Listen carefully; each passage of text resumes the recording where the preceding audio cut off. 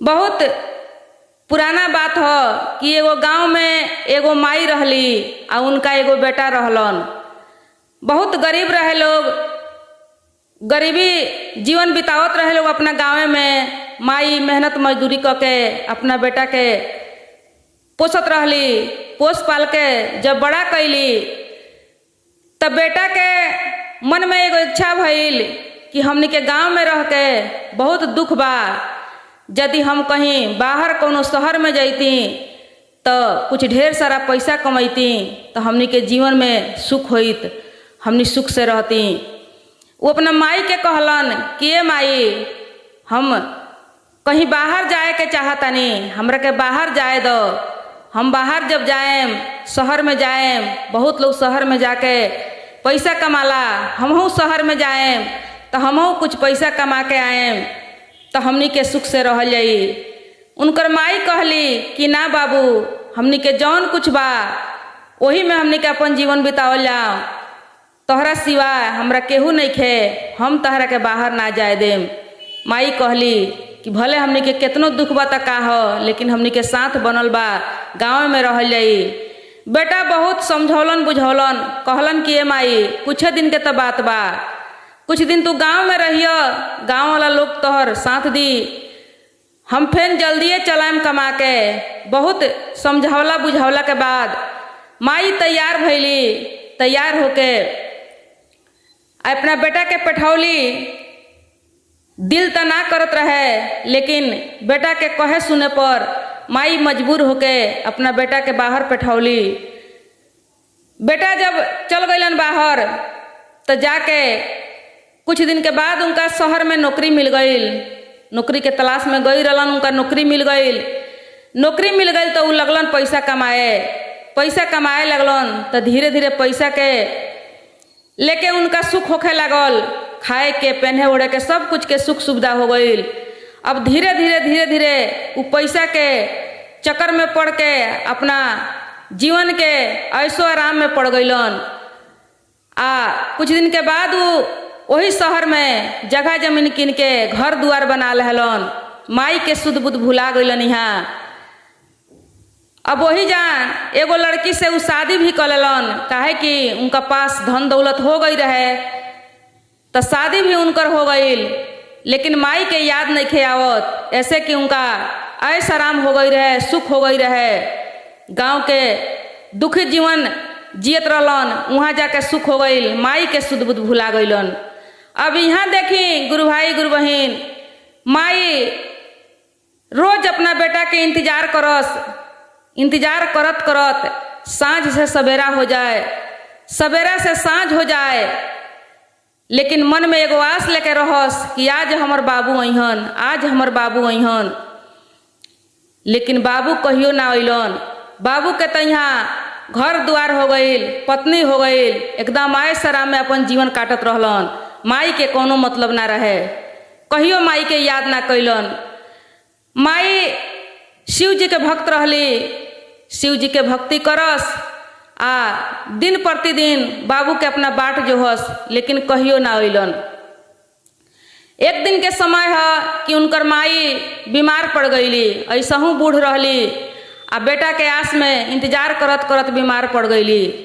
जब बीमार पड़ गईली तो कुछ दिन के बाद देखी दीदी उनका मृत्यु के समय हो गई। वो समझली कि अब हम ना जिए सकें, तो एगो लड़का के बोला के एगो चिट्ठी लिखवली, चिट्ठी लिखवा के वो अपना सिरहाने के नीचे रख दहली, रख के मर गईली, उनकर मृत्यु हो गई।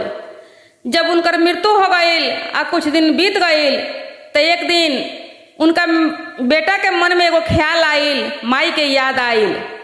माई के जब याद आइल तो वो अपना पत्नी से कहले कि हम गांव जाएम, गांव में हमार माई बाड़ी, हम अपना माई से भेंट करे जाए के चाहतनी। उनकर पत्नी कहली कि ठीक बा, जब गांव में माई बाड़ी तो माई से भेंट करे जाए के चाही। अब वो माई से अपना भेंट करे खातिर आवत तरन अपना गांव में। जब अपना गांव में आवत तरन तो गांव के बाहर से लोग उनका के सुनावे लगल कि अब का करे अइल हो, जब बुढ़िया मर गई तब आवत रह, जियत रहे मतारी तो कहियो ना अइले झांकी पारे, कहियो ओकर देख रेख करे ना अइल। अब का करे अइल है गाँव में। अब इनका गांव के बाहर पता लागल कि हमर माई नहीं थी, हमर माई मर गईली। अब इनका दुख महसूस होखे लागल। गांव के लोग बहुत ताना देलक, बहुत कुछ उल्टा सीधा बोललक, लेकिन फिर भी ये अपना घरे अइलन। इनकन जौन घर रहे टूटल फाटल, वो घर में अइलन। घर में अइला के बाद माई के बड़ा याद आवे। अब माई खातिर रोए लगलन। रोते रोते रात भइल, गइलन सूते। अब माई के याद में रोस आ सामान इधर उधर अपना माई के कोको के देखस।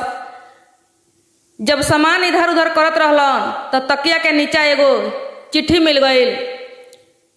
चिट्ठी के देखी गुरु भाई गुरु बहन जब पढ़त रहन तो चिट्ठी में का लिखा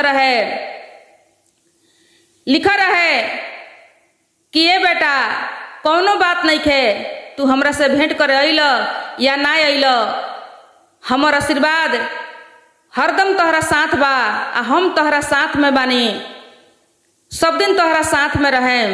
देखी गुरु भाई गुरु बहन एगो गोप्य बात रहे जौन माई कहियो ना बतौले रहली, उ चिट्ठी में लिख के देले रहली कि देखा बेटा तोहर दहिना आँख जौन बा उ आँख हमर आँख हो, ओसे हम तोहरा साथ में हरदम बानी, तोहरा के निहारत तानी, तोहरा के देख रहल बानी।